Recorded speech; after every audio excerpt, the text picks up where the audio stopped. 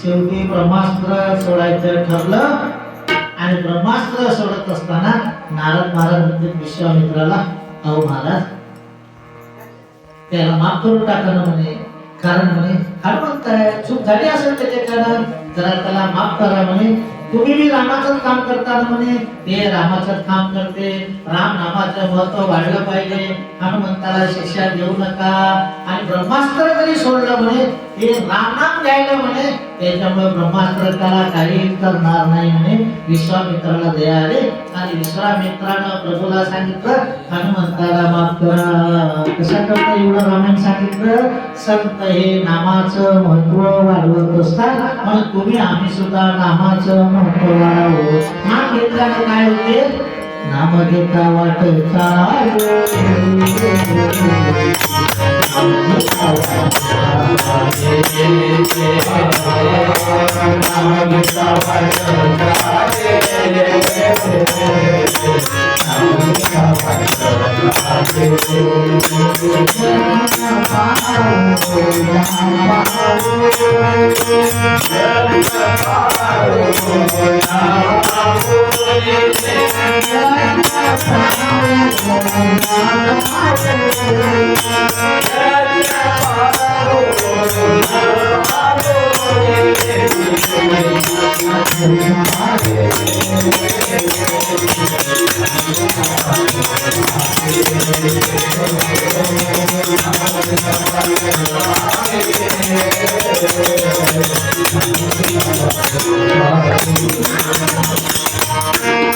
आणि मनात येऊ नाही.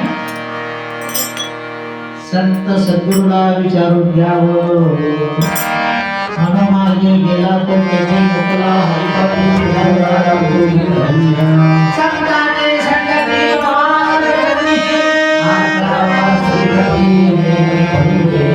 मार्ग स्वीकारावा.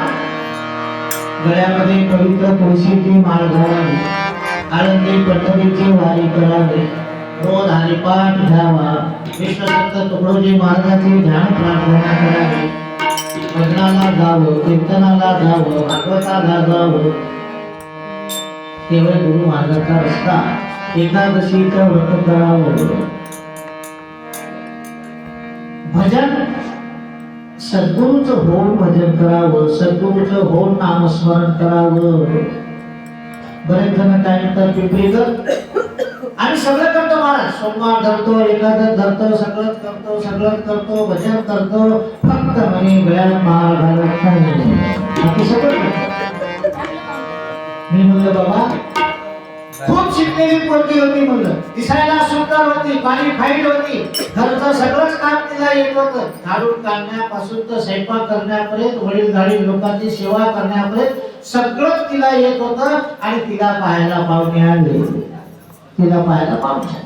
आणि पाहुणे आल्यानंतर त्या पोरीनं सांगितलं, मला मुलगा पसंत आहे, त्याचं घर पसंत आहे, त्याची सर्व्हिस पसंत आहे, त्याची सर्व काही मला पसंत आहे, त्याच्या आईवडिलांची सेवा मी करीन, त्याच्या घरी संपूर्ण काम करीन, मला जर नोकरी लागली तर नोकरी करून मी त्याच्या घरचं काम करीन, सर्व व्यवहार सांभाळीन, त्याची तनमनधनाने सेवा करीन, पण मी मंगळसूत्र घालणार नाही. तिची सोयरी सगळे दागिने घालीन, फक्त मंगळसूत्र घालणार नाही. वाया जाणार नाही, तसं भजन वाया जाणार नाही. पण गुरु मार्ग स्वीकारून जर आपण भजन केलं तर आपण देव मान्य झाल्याशिवाय जाणार नाही. सर्वांना भजन घडवतो त्यांना दाता म्हणतात. काही गोष्टी राजमान्य आहे, काही गोष्ट देवमान्य आहे, काही गोष्ट लोकमान्य आहे, आणि काही गोष्टी सर्वसामान्य आहे.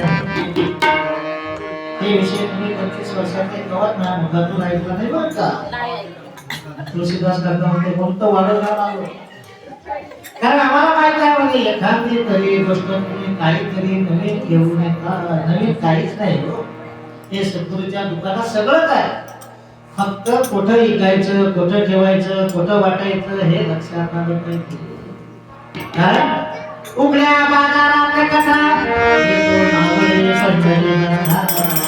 काय द्यावं, काही गोष्टी देवमान्य आहे, काही त्या ठिकाणी राजमान्य आहेत, काही लोकमान्य आहेत, काही सर्वसामान्य आहेत. संत कसे आहेत? देवमान्य आहेत. संत हे देव मान्य आहे आणि तुम्हा आम्हाला देव मान्य करण्याकरता संतांचा अवतार आहे. वनवया सुखवती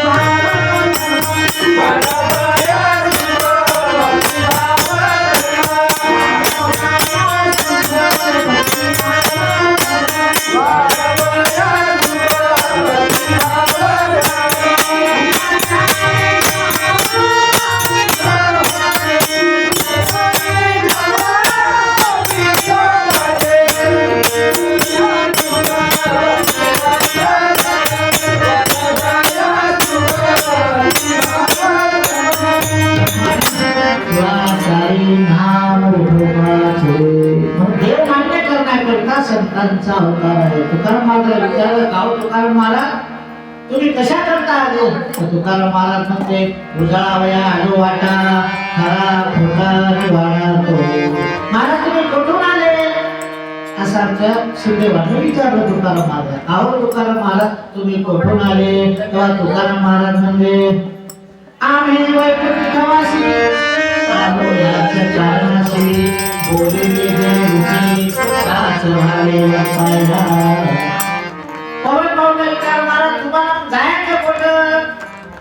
आम्हाला जाणे असे वैकुंठी, आलोय वैकुंठातूनच, जायचंय वैकुंठातच. पण महाराज तुमच्या सगळ्यांना आमचा काय फायदा? अरे तुमचं घर वैकुंठ होईल, तुमचा व्यवहार वैकुंठ होईल, तुमचं वागणं वैकुंठासारखं होईल, तुम्ही वैकुंठ पुरुष हो. असं तुकाराम महाराज तुम्हा आम्हाला सांगतात. म्हणून संतांचं वैसता संतांचे संतती आहे कमलापती, त्याला देव मान्य म्हणतात. छत्रपती शिवाजी महाराज हिंदवी स्वराज्य राज्य त्यांनी स्थापन केलं, त्याला राजमान्य म्हणतात, देवमान्य राजमान्य. लोकमान्य टिळकांना लोकमान्य म्हणतात आणि सर्वसामान्यामध्ये आपण येतो.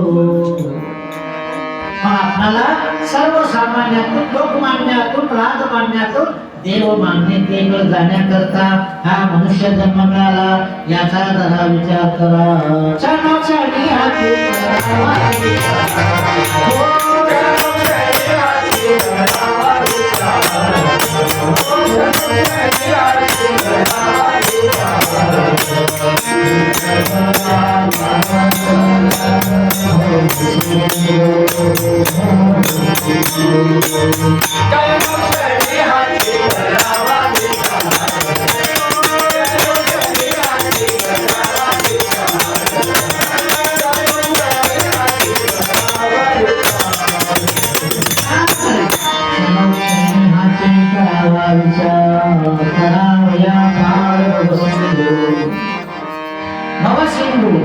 या भवसिंधूतून 84 लक्ष योनीतून तुम्हाला मुक्त व्हायचे आहे.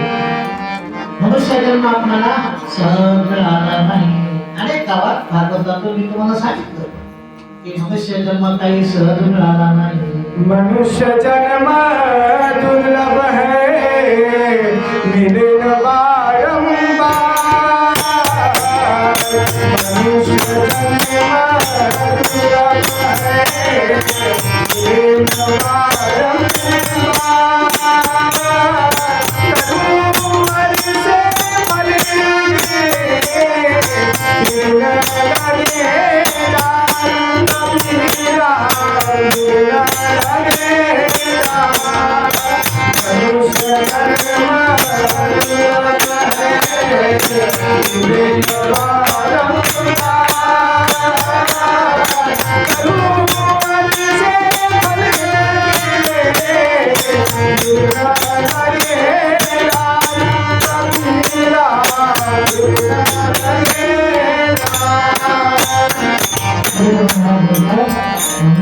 दिन लगेगा मेरा सगळ्या संतांचं दुर्लभ मानुष देह नर देह दुर्लभ दाना शतवर्षाची गणना त्यामध्ये दुःख यातना तुम्ही आठवा मधुसूदन.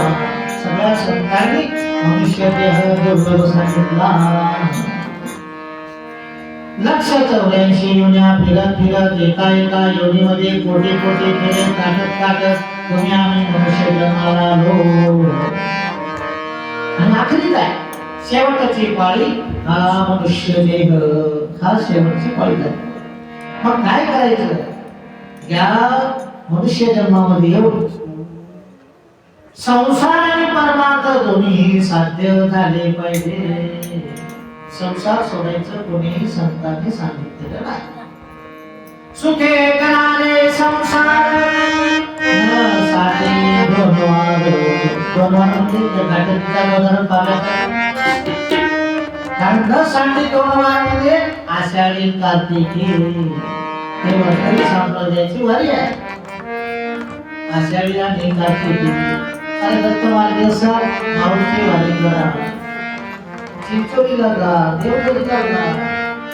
कारण त्याच्याशिवाय जीवनाचा उद्धार नाही. मनुष्य जन्मातून आम्हाला मिळाला म्हणून न सांगितो नवा संसार सोडायचा नाही. आणि संसार कसा आहे, संसार हा मायावी आहे. संसार हा मायावी आहे आणि परमार्थ हा